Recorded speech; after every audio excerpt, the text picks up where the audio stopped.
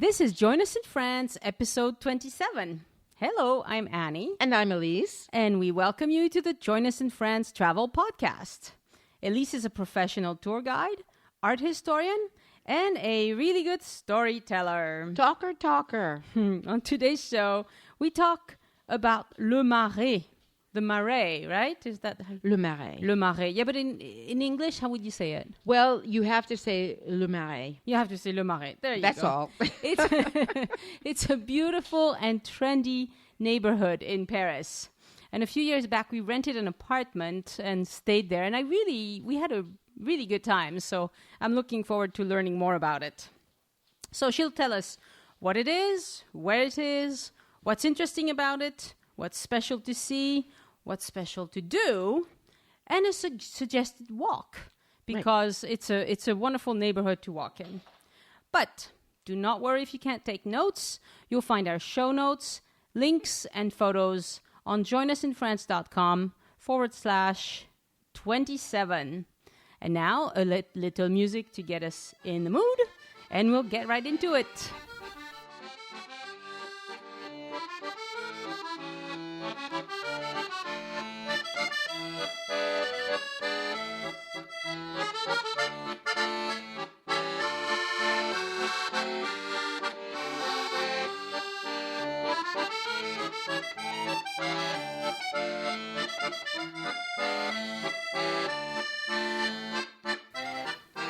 Hello, Elise. How are you? I'm fine. Good. You're going to be happy because I don't have a lot of chatting to do today. I can just, we can get to it really quickly. You can listen to me more. But I do want to invite the listeners to go to our Facebook page. You go to facebook.com and you search for Join Us in France. We have a nice little community there. And you have to just say hello or bonjour or, whichever language you like to use. And tell us what you like listening to. That's right. Or you could join us on Twitter too. It's at Paris Podcast. And I always try to find interesting stuff to post there. So there you have it. Le Marais. Le Marais. Yes. Okay, so I was thinking the other day that there are basically the three M's in Paris. Now, we've already done one. That's Montmartre. Yes. And we're doing the second one, which is Le Marais. Yes. And we will eventually do the third one, which is Montparnasse. Oh, very nice. Huh? Very So nice. Here we go with Le Marais. Yeah. It is really one of my most favorite neighborhoods in Paris. Really? Oh, how nice. Yes. That's good. And it's and that is in spite of, if you will, the fact that it has become extremely trendy and extremely touristy. And so there are times of the week and times of the year when it gets to be a little bit over the top in terms of the number of people on the streets and things like that. But it's really a very special area. So as you mentioned at the very beginning, it's a neighborhood. Right. It's a neighborhood. The word Marais means marshland. Right. And it's not inviting just just based on the name. No, but of course that's why it's best to not translate it, actually, because Le Marais sounds very class, and since most people have no idea what that means, it's perfectly fine, Yes. And of course, and the truth is, and I'll talk a little bit, but not too much this time about its history because it is very interesting. Even several centuries ago, it was considered to be the fashionable place to be, and people still called it Le Marais. So we don't have to worry about whether it's translated or not. Yeah. So it is a neighborhood, and it is one of the oldest neighborhoods. It's on the north side of the Seine in the center of Paris. And the neighborhood itself is basically a part of the 3rd arrondissement and a part of the 4th. And I think we've mentioned to most people that Paris is divided up into neighborhoods that are official districts that are numbered. Right. And some of them overlap what are called historical districts. And in this case, Le Marais is a historical district that existed far before the actual designation of numbers for the areas. Yes. So it is, in fact, in the eastern half of the 3rd and the western little more than half of the fourth. And it has some very distinct boundaries, which is very interesting. We did our podcast on the Bastille. The Marais ends on the east side with the Place de la Bastille. And it ends on the south side with the Seine River. And it ends on the west side with a street that is just behind the Pompidou Center, the big contemporary art center, Right. Which is basically in contemporary popular language in Paris considered to be the part of it, but it actually officially is not. And it ends on the north side by an avenue called the Avenue Beaumarchais, which is basically outside of the part that we're really going to talk about. Okay. So it's a nice, fairly big area to walk around in and visit a lot of things. And what I would like to do is start by saying why it is so special. Sure. And then I'll just back up and give just a little bit of history. There was a man in the 1960s in France named André Malraux, who was a famous writer and also minister of culture. And in the year 1969, he was responsible for making a law that preserved the entire Marais area. 1969. 1969. Okay, so that's pretty recent. It's fairly recent. In fact, like the Latin Quarter, which is, of course, a place we've talked about at the very beginning of our podcast, and part of Saint-Germain, which is the 5th and 6th arrondissements, with this area called the Marais, these are the three really old, still medieval sections of Paris. Okay. There are other parts of the center, if you will, of Paris that have a little bit of old medieval buildings, but many of the areas have buildings and streets that date from what in terms of history is considered to be after Middle Ages times, which means really starting in the 1700s and after. And the Marais is very special because it is one of the two areas in Paris that has the largest preserved area of medieval streets and houses. Oh, wow. Very old. Very old in relation to what exists already, or still, if you wish, in Paris. The oldest house in Paris is in the Marais. Oh. On a very cute little street called the Street Montmorency, which I happened to walk by just 3 days ago. And it's got a big plaque on the outside, and the house is from 1407. 1407. Is it falling apart? No, not at all. Not at all. Not at all. The miracle of building in Paris, is that really how they do it? No, of course it's been kept up and it's made into a historical building. So now, of course, it is taken care of. Because, I mean, that's a long time ago. Right. But in fact, the Marais is one of the reasons it became so popular, and there are some other reasons historically, especially in the last couple of centuries. But one of the reasons it has become such a popular tourist destination is because it has a charm to it that is rare in relation to some other parts of Paris. There are other reasons to see other parts of Paris. Sure. But one of the reasons I love the Marais is because I love the fact that it has sections that have these little narrow, windy streets with beautiful houses that are not perfectly vertical. There's tipping a little bit in or tipping a little bit out. Oh, no wonder they're so old.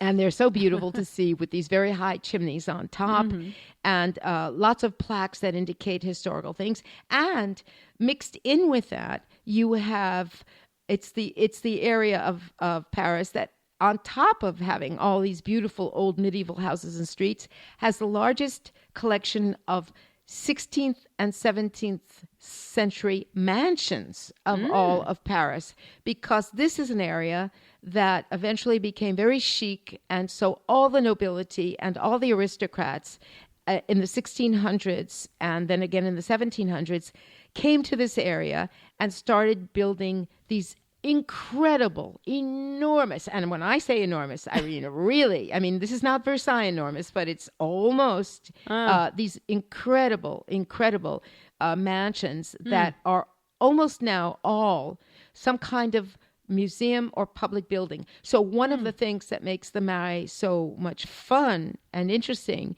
is that you can go into the courtyards or the buildings of most of these places. And you can also walk around these little narrow streets. And I'm going to talk very specifically about all these different places you can visit in a little while. But as you can tell, I love this neighborhood. Yeah. And not only that, but it's wonderful too because it's filled with restaurants of all kinds, from little tiny places that are not very expensive to really chic places, cafes.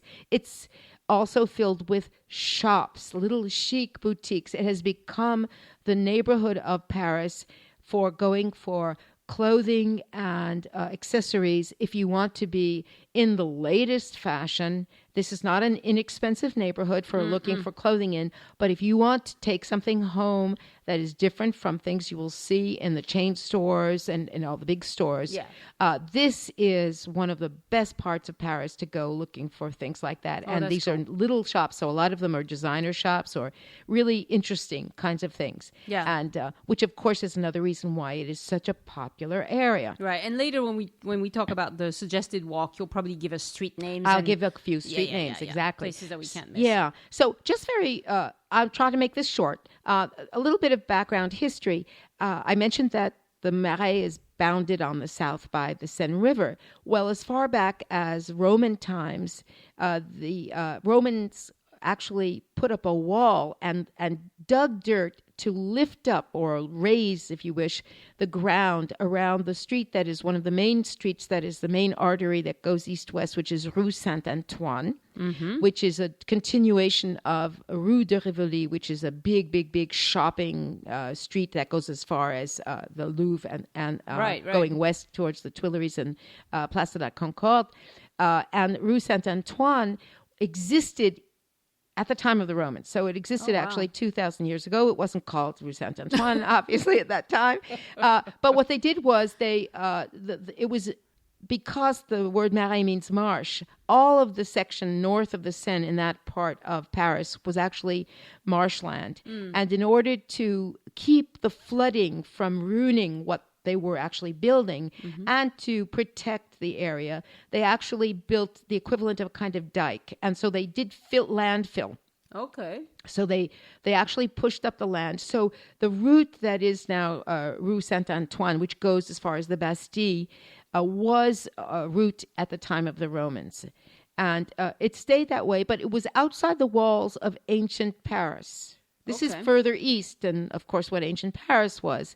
And we get to the time at the year, of course, of about 1100, of the time of the king of Louis Philippe Auguste. And Philippe Auguste, we mentioned when we were talking about the Louvre, there's a section of his wall that still can be seen in the basement of the Louvre. Yeah. He was the first king. By this time, it's really France, in the sense that it's no longer, of course, Roman Paris or anything like that. And he's the first person to actually build significant walls around what at the time was Paris, which, of course, was very, very small. And the extreme eastern limits of Paris were right in the middle of what is now the Marais. And he built the walls coming down and going as far as the Seine River and then around the other side, across the other side of the river. Okay. And there is one little place where you could actually still see a piece of this wall that dates from the year 1089. It's very, very old, as you can imagine. Can you tell us where that is? I will mention it when I talk about the walk, but it's actually on the street called Rue Charlemagne. Oh, Rue Charlemagne. Rue Charlemagne. Very good. Okay. So what happened was this basically became a country area, and it was still outside the walls. And then in approximately the year 1200, just approximately, various communities of monks decided that it would be a really good area to build their buildings, their monasteries, and they asked for permission from the king. And so the land started to be cultivated. It was pretty much not cultivated before then.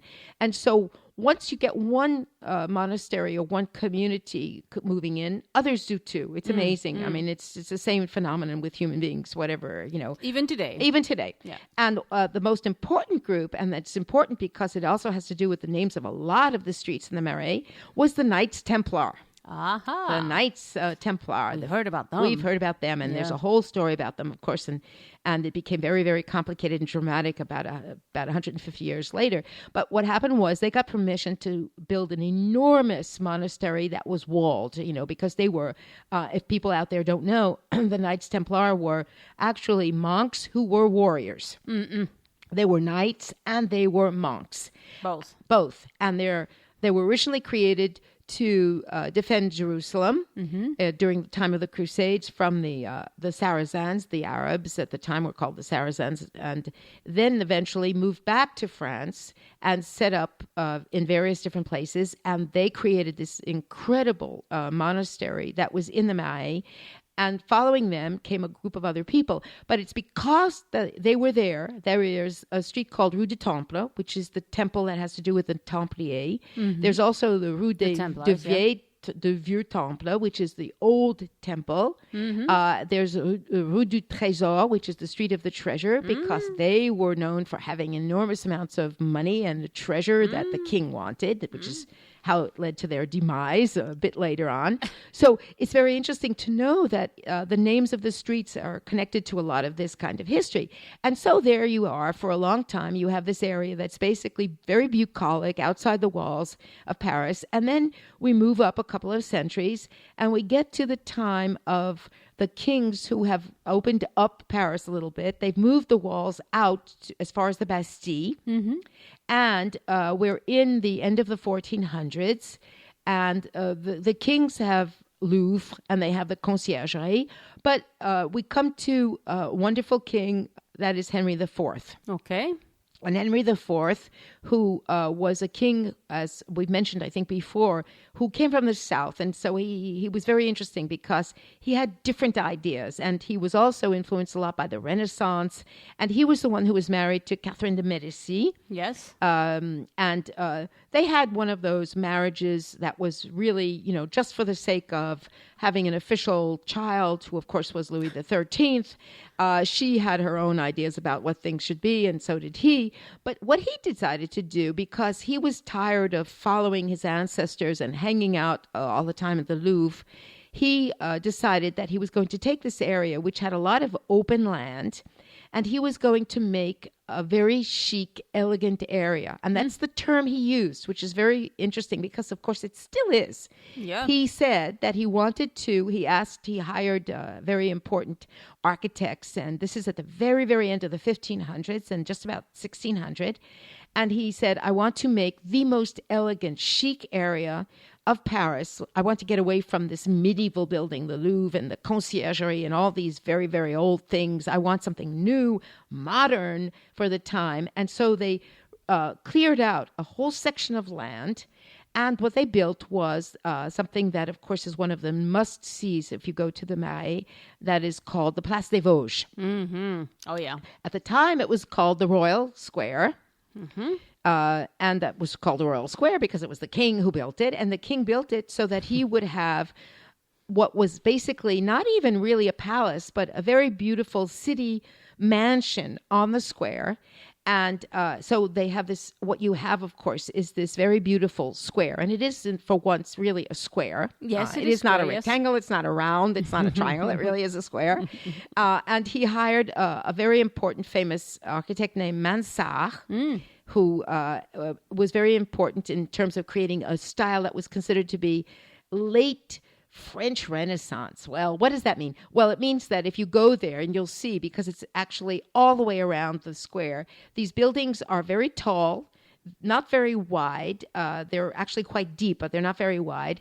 They have 3 floors, and then you have this very, very, very steep roof. It's very interesting because you actually have 2 levels of windows inside what looks like the roof. The rooftop is very, very steep, and the buildings are made of brick and stone. It's a lot of brick and a little bit of stone, and it was a new style that was invented for the Place des Vosges, which then became the style that was copied a little bit everywhere in Paris at that time, and it became the most elegant, fashionable place to be. So once the king and queen set up a place to live there, of course, the rest of the court, all of the nobility, all of the aristocrats, the intellectuals, the philosophers, and the courtesans, of course, thank you very much, the women who lived, who were upper class ladies of the world, if you want to call them that. Everybody went there and everybody wanted to live at this place. Yeah. And so what happened was that after all this time, we're talking now a period of almost 1,600 years, the Marais, which is now called officially Le Marais, becomes fashionable. And it stays fashionable for about 120 years. Okay. And in that time, everybody who was important, everybody who was an aristocrat. So we're moving from basically about 1600 to 1700, which is into the very beginning of the 18th century. Everybody that's important, everybody who worked for the king, everybody who was rich, noble, aristocratic, once they couldn't have a house on the Place des Vosges. Right, because it's big, but it's big, but there's a limit. All the houses are they're connected one to the other. It's from the outside, it's very difficult to see actually the separation of the houses. Mm-hmm. They started buying up pieces of land that had belonged to the various monasteries and convents and everything, and they started building these mansions that are no longer in this very strange style, which is very similar to the Louvre, because it was Henry IV who also did the additional building on the Louvre with this brick and stone and very steep roof kind of style. But by the 1700s, you have the new fashion, which is bring in magnificent limestone, because there are limestone quarries, underneath the city of Paris and very close by. And these were very rich people. These were people like Mr. Sully, who was actually a duke who was in charge of the finances for the king. Right. Well, we know what that means. That means they take a percentage off the top. I mean, take the cream off the top. This is the banking of the time, Yeah. They built these mansions that are absolutely magnificent. All of them almost exclusively in limestone. And a new style develops that's called the garden and courtyard, so that there's an entranceway, which is one small courtyard, and then you go through this courtyard, and then you have a kind of arcade, and then in the back you have a garden with a huge courtyard. And one of the things that makes the Marais wonderful is that many of these buildings still exist, and you can go in, if nothing else, just go in and out of a bunch of these courtyards to see how gorgeous they are. And I'll mention the names of some of them. Nobody's going to shoot you? Nobody's going to shoot you. No. So Le Marais, it's the place to be. Yeah. What happens then is we are into the 1700s, and we get to the time of Louis XIV. Now, what does Louis XIV do? He wants to get out. He wants to get out of Paris. He says, oh, no, I've had enough of the Louvre. I've had enough of the Place des Vosges. Oh, and by the way, I forgot to mention the Royal Square. Why is it called the Place des Vosges? Right, because the Vosges is a mountain range in France. Is a region. Yeah, it's a region. It's a region of France in the northeast. Mm-hmm. It's the other side of Strasbourg and Alsace. Yeah. It's a lot of forests. Yeah. At the time, it was a region. It wasn't a department as we have now. Yeah. It was a region, and so there was a duke and there was a count who was in charge of this area. But Henry IV, like all the other kings before him and all the kings after him, what was his interest in all of these different regions was how much money they could bring into the treasury and how they paid their taxes. And he had created a new tax. That was another thing that all the kings did. They always created a new tax. And the Vosges was the first region to pay the tax, this new tax. And Henry IV was so happy with the fact that they paid so promptly. I'm sure they gave a lot of money, because it wasn't just that they paid promptly. They must have brought in a lot of money. I'm not sure exactly how much. That he actually said, in honor of this region, I am going to change the name from the Royal Square to the Square of the Vosges. And that is why the Place des Vosges is called what it is. And it has been called that ever since. Now, we know... pay your taxes. They'll name something after you. They'll name something after you. Maybe now, not. We've talked before about how good old Napoleon, when Napoleon comes in, he runs around Paris and changes the names of everything pretty much and makes everything in his honor. So he, of course, tried to make this Napoleon Square. Of course. Which that thankfully didn't last very long. And it went back to being Place des Vosges. And it has really stayed that name. Yeah, that's what it's called to this day, yeah. Even during the time of the Revolution. Mm-hmm. So it's very interesting, but that is why. The revolutionaries changed a lot of names. They changed the names of everything. They loved naming things differently, even the months, the name of the days, people, the republic, the population, and everything. But of course, the Place des Vosges is named after the people. So this was a name that... they left it alone. bother them too much, so they left it alone. So you have two of these things that are wonderful to see. These wonderful medieval streets with these charming little houses. You have these gorgeous limestone mansions. You have the Place des Vosges, and then you have a couple of special little areas. And one of them is down by the water, and that is a little area that is called the Village Saint-Paul.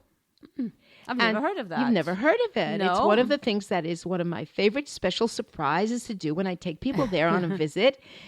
It's a special area that actually is where the Knights Templar had their house, had their big walled-in monastery. Okay. When that was torn down, it was rebuilt with houses in the 1500s. Okay.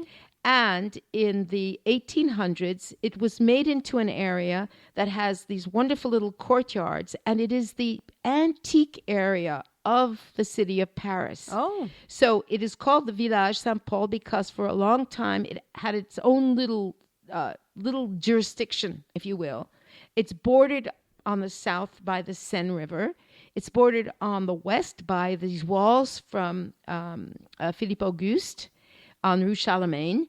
It's about 3 square blocks, and if you walk into one of the 3 entrances, you find yourself in this quiet little area with these little courtyards, and there are antique shops and wonderful little cafes, and you can get away from all the hubbub and all the noise, and it's never, ever crowded, except for 2 weekends a year. And I have to admit, I'm not sure exactly when those are anymore, because this is a place where the stores, because they're antique shops and little dressmakers and hat makers, they're open Saturday and Sunday all day. Oh. And so Sunday is a very popular day for going to visit this little area. And it is absolutely charming. So it's a special little part of the Marais. And another small area that's very special because it has to do with a fairly recent part of the history of Paris and of the Marais is the what is left of, to be quite honest, of the very old little Jewish neighborhood, which is called the Marais, and is on the street of Rue des Rosiers, Right. which is the street of the roses, and 2 small streets. One is called Rue Pavée, coming off of that. Prior to World War II, a part of the Marais had become a very, very popular area for a very large part of the Jewish population moving into France, starting in the 19th century from Eastern Europe. And it was a section that was largely people who did textiles and little crafts. There are very beautiful old houses. There are a few very beautiful apartment buildings. And of course, unfortunately, a lot of the people disappeared during World War II. And there are really plaques all along the way that honor various families. It's been very well taken care of. And so now what has happened is that it's come back into fashion to go there.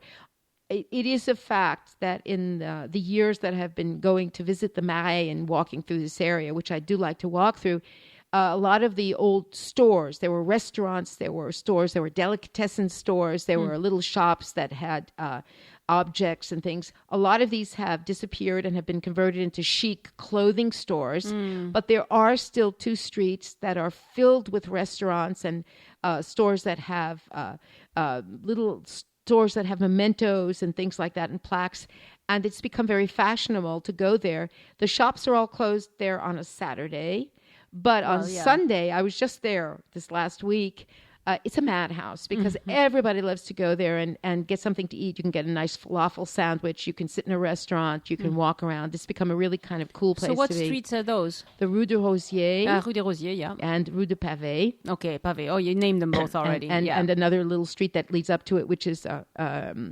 Rue du Vieux Temple, which is on the other Rue des side. Rosiers, isn't that where the major synagogue is in Paris? No, Okay. no, Wrong. no, not at all. No, in fact, there are lots of synagogues that are dispersed in different neighborhoods. Okay. There is none right there at all. There is a very. We'll talk about the other thing that's so special about the Marais, which is the fact that it's the area of Paris that has the largest collection of museums and all kinds of museums, all kinds. And I'll give a list. I made a list of the different kinds because it's really fabulous. And as I mentioned, every single one of these museums is in a beautiful magnificent mansion from the 17th or 18th century. So they're gorgeous to just go in, and some of them are free and some of them are not. But one of the museums that you do have that is in conjunction with the little old Jewish neighborhood is the the Jewish Museum of Art and History.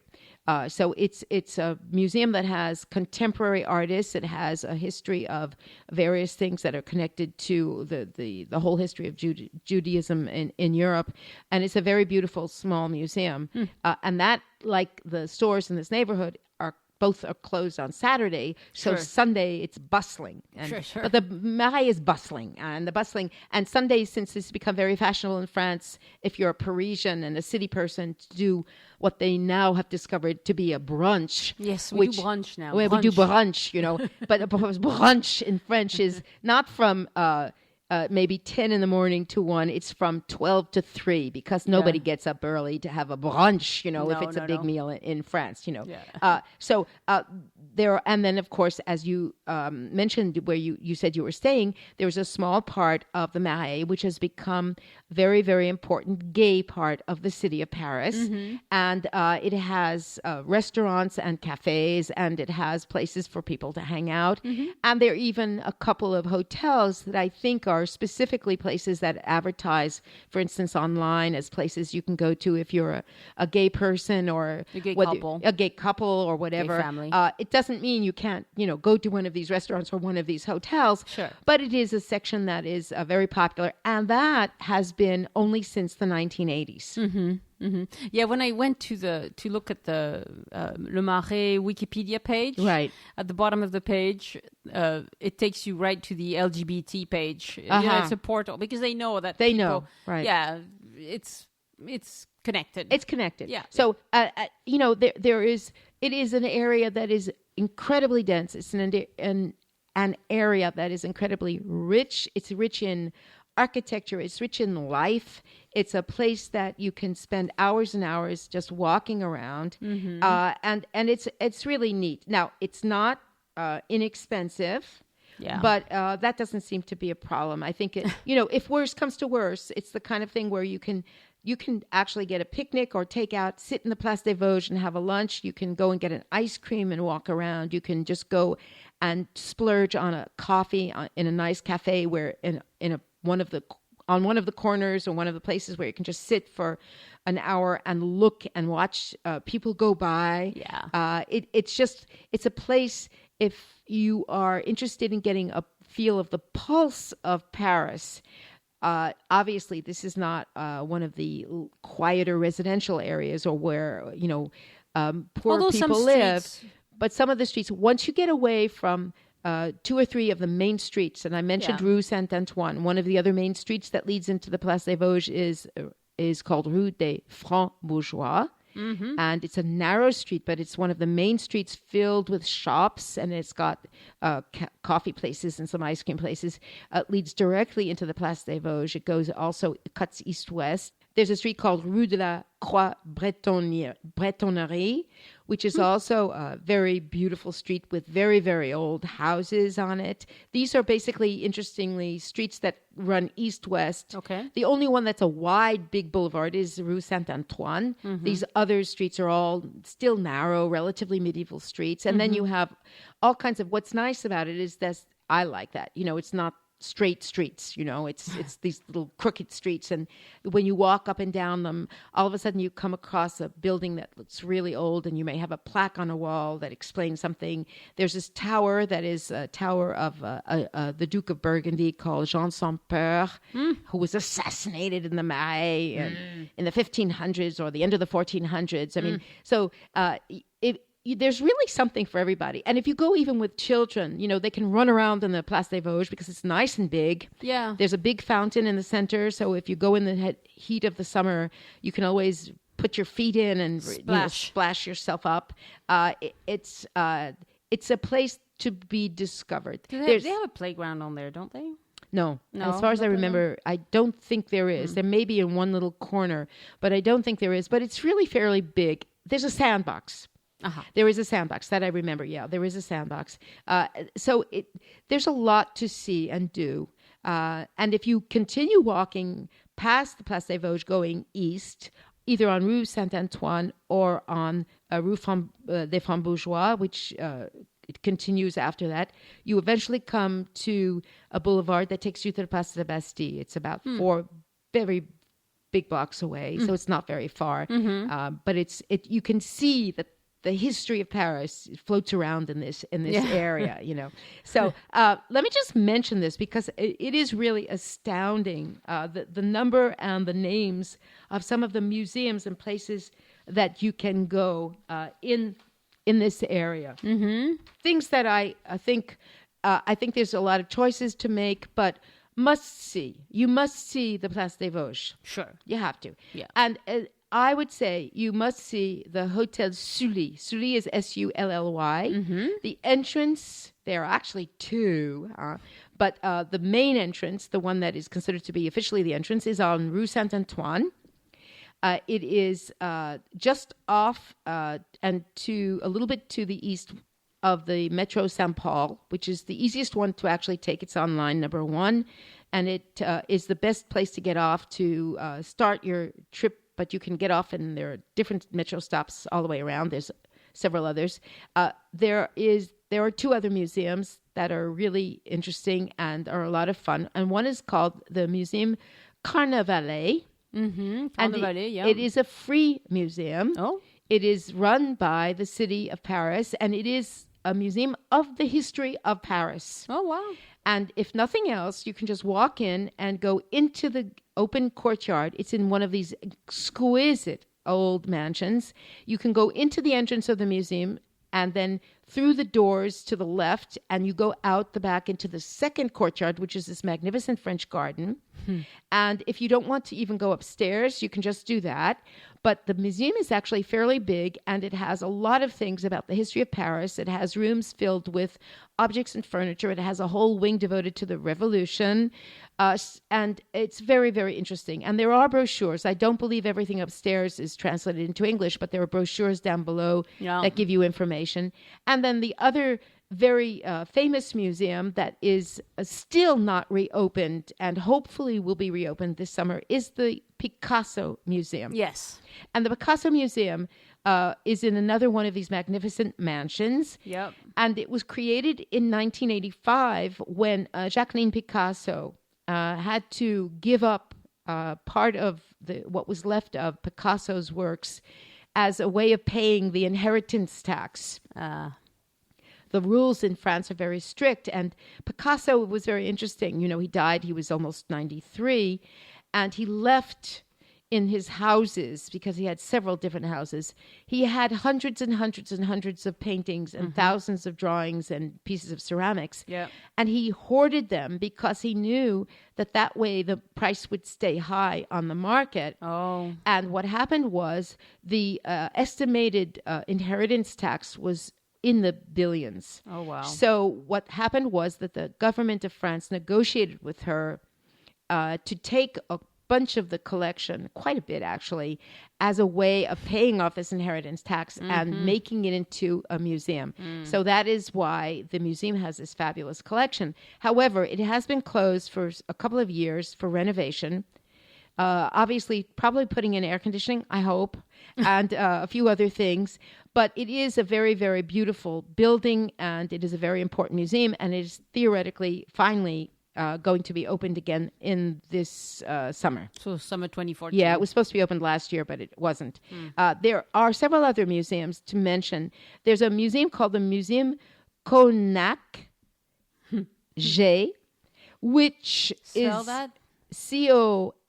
CONACQ Okay. dash HAY. HAY. And again, all of these museums are in absolutely magnificent mansions. And this is a museum that has painting and art of the 1500s, 1600s, and 1700s. And it is a fabulous collection.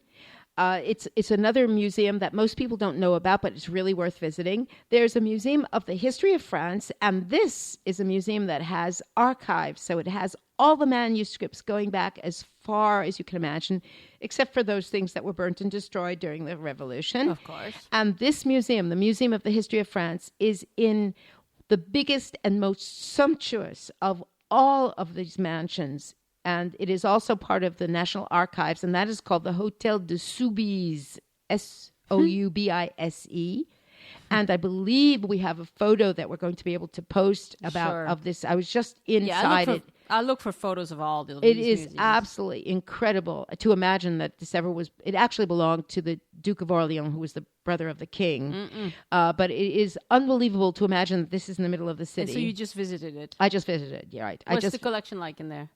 It's ancient. This is a paying museum, however. But if you're interested in the history of maps and archives and old books and the whole development of the history of France and just walking around, you don't, again, these are places, if you don't even want to go into the museum, you can just walk around the courtyard and see the building with its colonnades, and part of it on the outside is still a tower from the 1500s. It's just absolutely fabulous. There's a wonderful tiny little museum on the Place des Vosges, which is a house that Victor Hugo used to live in. And it's a free museum. And it's very charming, and you get to see where one of the men who is considered to be a hero of the 19th century in France lived for a good part of his creative life. And it's right there on the Place des Vosges. It's in one of these beautiful brick and stone buildings. I mentioned already the Jewish Museum of Art and History, which is on the Rue du Temple, which is at more or less on the western side of the Marais. And there's another one that's very small, but it's one I really like a lot. That's on the street called Rue de Fourcy. And that is the European House of Photography. And it is a museum of photography, and it has a lot of contemporary exhibits. And there are others that I am not even mentioning. There's a museum of the hunt, and in spite of what you might think with a name like that, it actually has beautiful collections of various kinds of things and even temporary exhibits. It's not just a museum about guns and hunting and things like that. There is a museum of dolls in the Marais, and there are more. It is the largest concentration of museums anywhere in Paris. Wow. It is absolutely unbelievable. Yeah. So what I'm saying is you could spend a week just being in the Marais, huh? And not to mention the fact that there are restaurants of all kinds. Yeah. And some of them, of course, you have to try and see what you want. Now, when I take people to the Marais, and it's usually for a visit that's not going to be that long. It's a visit that's going to last at the most a half a day. Okay. If people are not interested in eventually going into any of the museums, what I do is I start at the Metro Saint Paul, and I'm not going to go into the tiny details of some of the streets because I think it'll take maybe a little bit too much time. But this is my visit. There are other visits that I do, but as an introduction to the Marais, I like doing this. I get off at Metro Saint Paul, whether it's on a bus or whether the metro, there are buses, the 23 and the 29 will get you off right there too. And from there, what I do is I go right into this Baroque church there. That's the Church of Saint Paul, which is very interesting because it has this incredible, huge dome, which is typical of Baroque architecture. Yeah. And it's part of the heritage of the King Louis XIII, who invested this area with all kinds of churches and things because this was the time that they were doing what's called the Counter-Reformation, which was getting people back into the church. And it's connected to one of the oldest high schools in Paris called the High School Charlemagne, which is why the street Charlemagne is right behind it. And it's a high school that was created several hundred years ago and still exists. And then what I do is I hop, skip, and come out the church and go to the corner on the right and go down the street and go down one block and come on this tiny narrow street. And we're in the middle of medieval Marais, and we're on Rue Charlemagne. And you go right on that street and you go one small block and you are in front of a piece of the ancient wall. And then you turn left and you go into the first covered archway and you're in the Village Saint Paul, which is where the antique shops and the courtyards are. And you get to walk around there. And if you're in the mood, there's this lovely little place you can stop and have a hot chocolate or a coffee, even in the wintertime. And it's wonderful because they're very nice and it's usually not crowded. And then you go visit the courtyards, go back out on the other side of the archway, and turn left, go back up to Rue Saint-Antoine where you started, if you can bear to go past all these shops without going inside them. There are all kinds of antique shops and all kinds of shops. Unbelievable. And then you go up to Rue Saint-Antoine, turn right, go half a block, go in the entrance to the Hotel Sully, which is now an official administrative building. So you don't visit the inside of the building. You can visit the courtyards. And on the left side is a nice bookstore that has lots of books in English.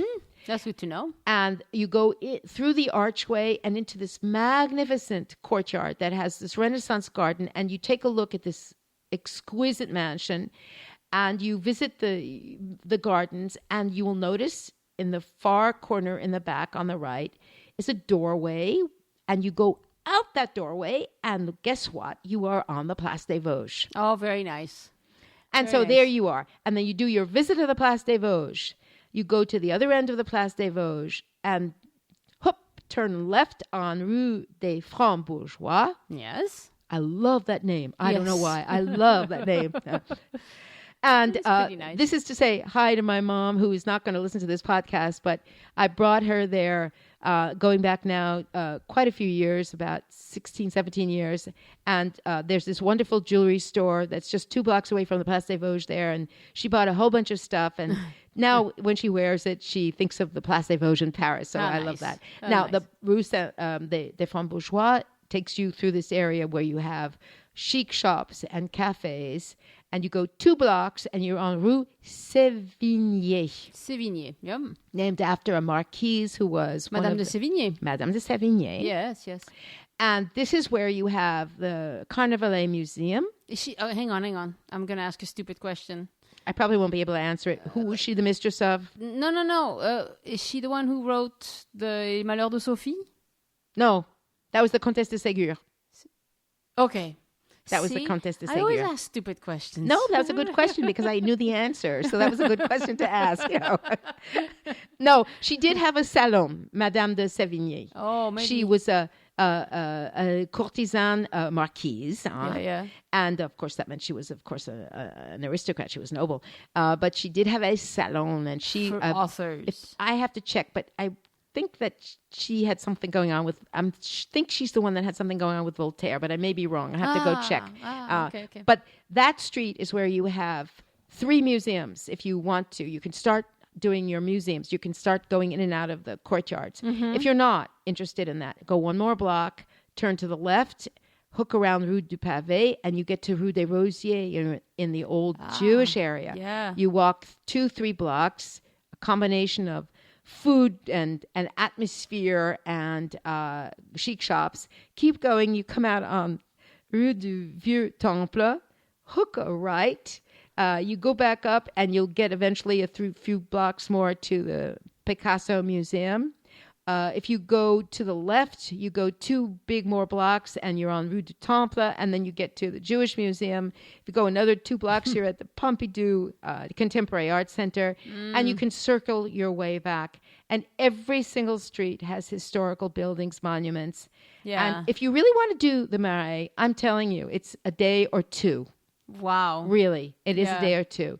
And it turns out, I was just reading something yesterday, they're doing a lot of digging up, not to destroy buildings, but, sometimes sewers break or things like that. Yeah. There's this wonderful street called the Rue du Trésor, which is a dead-end street. And I happened to just walk by it the other day, and I have to admit, I had never noticed it before. And it has lovely little restaurants, a couple of that I can't wait to go back to Paris because I want to go and actually eat in one of them. And it's charming, and it's got these beautiful houses from the 16th and 1700s, and it's a dead end. And so I was curious about it. And the reason it's called the Rue des Trésors is because, in fact, it was in the 1800s. They were trying to do some work, and they were trying to modernize this area. And in fact, one of the reasons that it hasn't been destroyed and modernized the way a lot of Paris was, made into big straight boulevards by Haussmann and people like that, is because it literally was too complicated to do. And because there were all these mansions, and people realized that the mansions really had a great value architecturally. But anyway, this little street, which is just lovely, they were, something broke and they were digging down below and they found a treasure. They found a treasure with enormous numbers of gold coins. Oh, wow. I think it was the 1300s or something like that. And the city actually had to bid to keep the treasure, which, otherwise I guess a rich person would have taken it. But they put it into one of the museum, or part of it anyway, because there's a museum of coins and things like that also. That's for people who like that, it's very interesting. And so they named the street of the treasure. It's as simple as that. We don't know really what it was called before. Keep digging, kids. You might find a treasure. And just to mention it, people might not wonder why certain parts of Paris have managed to preserve the medieval sections, and other parts eventually got raised and made into what are still very elegant, beautiful buildings. But they're wide, straight streets and things like that. Well, part of it, like the Latin Quarter, is because of its intellectual history and the fact that it was also an area that became very fashionable.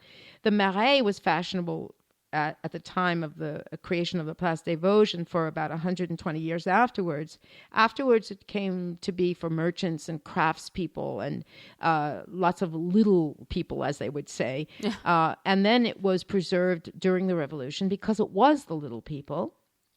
And then it was preserved in the 1800s because suddenly it became clear that there was a necessity to keep part of the history of Paris by preserving some of the old areas. Oh, sure, And luckily for us, it still exists. Oh, it's a beautiful area. It's a beautiful area. I think walking around there is just very fun. It's just a whole lot of fun. I always try to go into courtyards.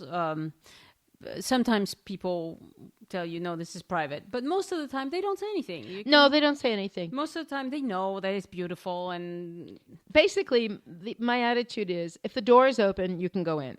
And of course, the truth is, if it is doorways... And by that, we don't mean going to their apartments. No, it's the courtyard. Just the courtyard, right? Yeah. Many of these old buildings, of course, the doorways are these large double doorways because it was for allowing coach and horses to go in. These are huge mansions we're talking about. These are not little doorways. And of course, if it's open and you go inside, don't be afraid, because there's always a button that will open the door to get you back out. That's right.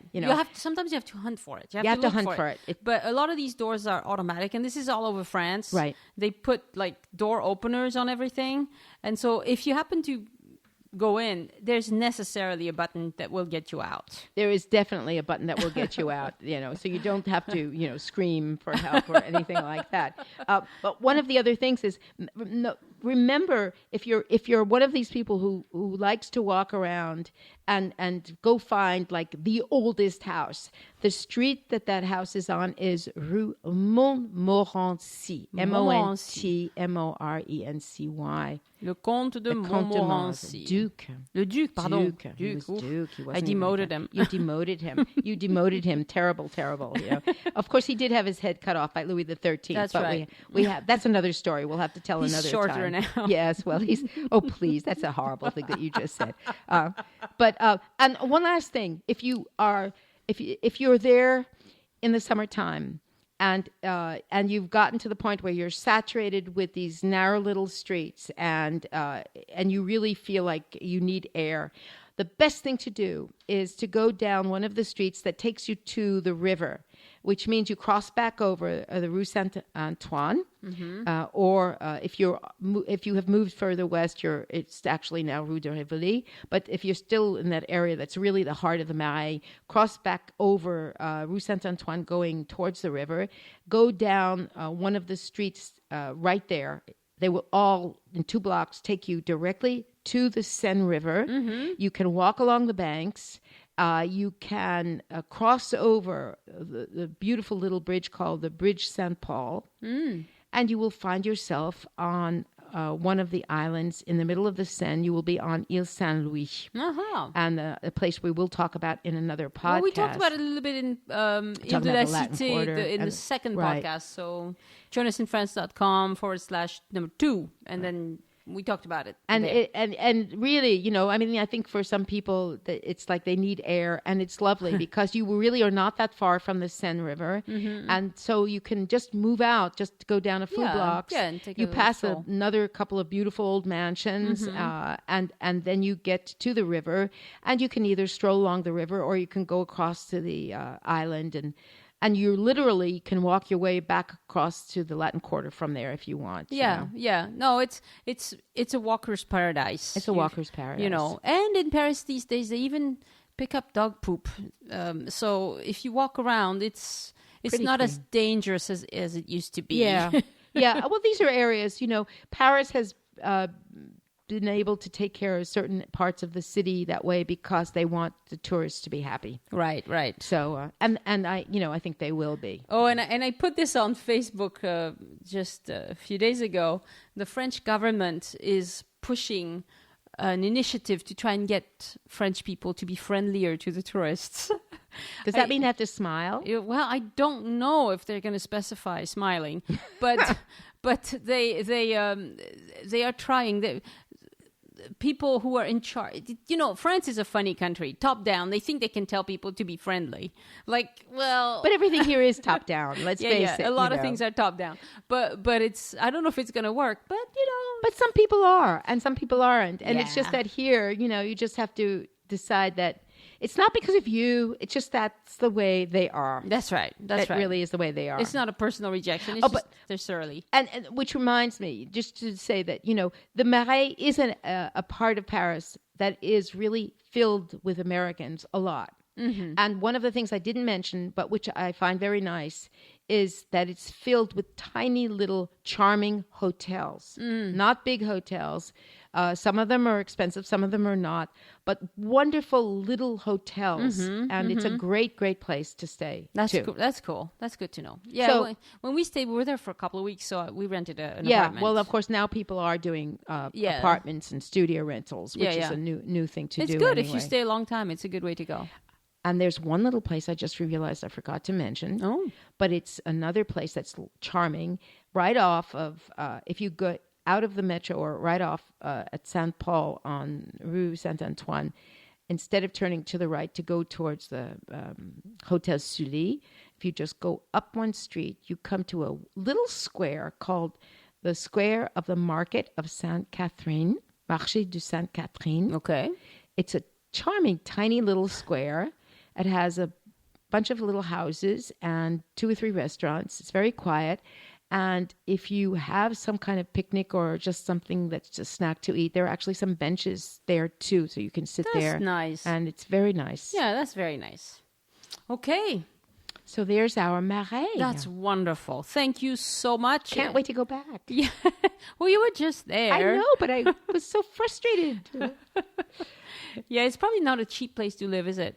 No. It's not a cheap place. No, it's not a cheap but place. But it's a wonderful place. So yeah. Well, it's worth it. That's the thing, All right. Thank you very much. You're welcome. I would like to remind everybody to go to our Facebook page. See if you want to see the link to this article about how the government is telling French people to be polite and to be friendly. You will see it. If you go to our Facebook page, you will find all of this stuff. I try to find something interesting every day to put up there. And there's all sorts of bizarre things going on in France. Yes, there are. So, and we'll have some nice pictures of the Marais to show you. Yes, pictures and all of that. Thank you very much, and we'll talk to you next week. See you next week. À la semaine prochaine. Au revoir. Au revoir.